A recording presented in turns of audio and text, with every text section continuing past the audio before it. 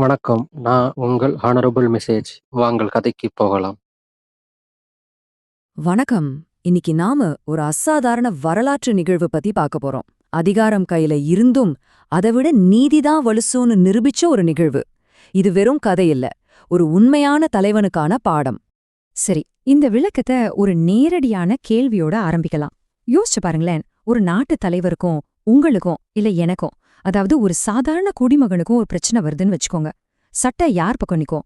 யார் ஜெயிப்பா? இந்த கேள்விக்கான பதில்ல தான் ஒரு மாபெரும் தலைவரோட நேர்மையே அடங்கியிருக்கு. இந்த கதையோட நாயகன் கலிஃபா அலி ரலியல்லா அவர்கள். அன்றைய இஸ்லாமிய பேரரசோட ஆட்சியாளர். அவர்கிட்ட அவருக்கு ரொம்ப ரொம்ப பிடிச்ச, ரொம்ப விலை உயர்ந்த ஒரு இரும்பு கவசம் இருந்துச்சு.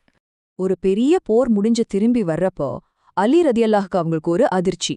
தன்னோட பிரியமான அந்த கவசத்தை காணோம்.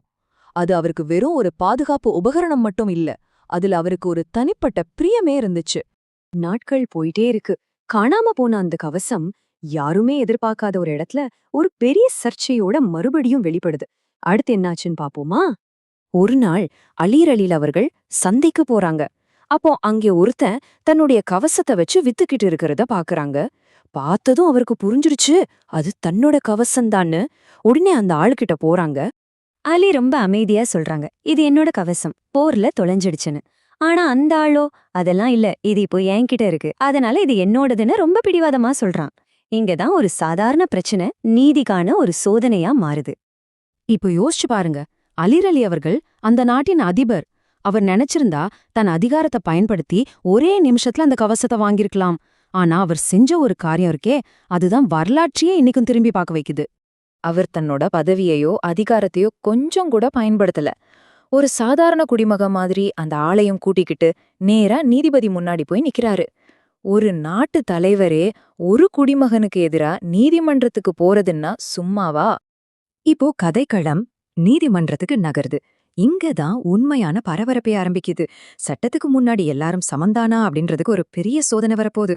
நீதிபதி ஷுரேக் அவர்களோட நீதிமன்றத்துல ஒரு பக்கம் கலீஃபா அலி ரலியல்லாஹு அவர்களும் இன்னொரு பக்கம் அந்த சாதாரண மனிதரும் நிக்கிறாங்க.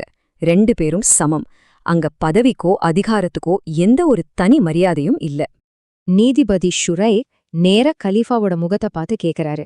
அதாவது அவர் கலீஃபாவை ஒரு தலைவரா பார்க்கல, சட்டத்தின் முன் நிற்கும் ஒரு வாதியா மட்டும்தான் பார்க்கறாரு. இதை நிரூபிக்க உங்ககிட்ட சாட்சி இருக்கான்னு கேக்குறாரு.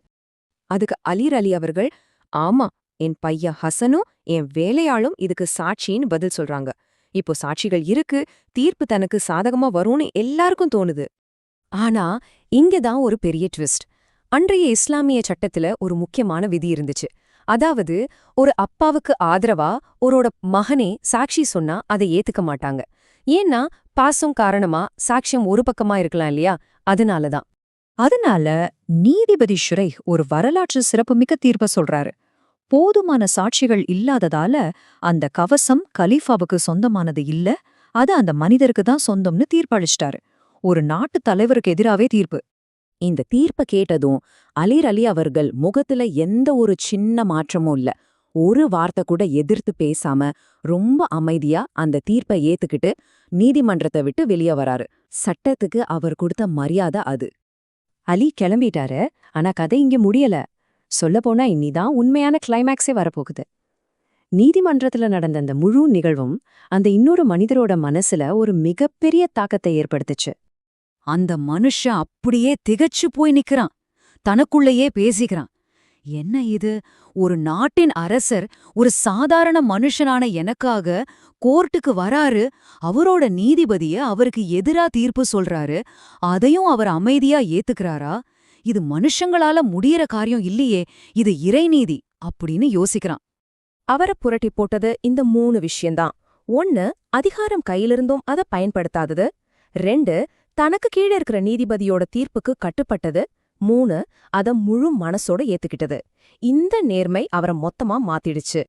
உடனே ஓடிப்போய் அலீர் அலி அவங்களோட வழிய மறிச்சு, தலைவரே, நீங்க சொன்னதுதான் உண்மை, இந்த கவசம் உங்களோடதுதான், நான் தப்பா எடுத்துக்கிட்டேன், உங்களுடைய இந்த நேர்மைய பார்த்த பிறகு இந்த மார்க்கம் உண்மையானதா தான் இருக்க முடியும் நான் உணர்றேன்னு சொல்லி இஸ்லாத்தை மனப்பூர்வமா ஏத்துக்கிட்டாரு. ஆக இந்த கதை கடைசியில நம்மகிட்ட ஒரு ஆழமான கேள்வியை விட்டுட்டு போகுது. உண்மையான சக்திங்கிறது பதவியிலையும் அதிகாரத்திலையும் இருக்கா, இல்ல எந்த நிலைமையிலயும் வளைஞ்சு கொடுக்காத நேர்மையில இருக்கா? ஒரு தலைவரோட நேர்மை ஒரு வாள் ஜெயிக்கிறத விட ஒரு இதயத்தை எப்படி ஜெயிச்சதுன்னு நம்ம பார்த்தோம். இந்த நேர்மை இன்னைக்கு உலகத்துக்கு எவ்வளவு தேவை? சிந்திச்சு பாருங்க. உங்கள் கருத்துக்களை கீழே பதிவிடுங்கள். மீண்டும் சந்திக்கலாம்.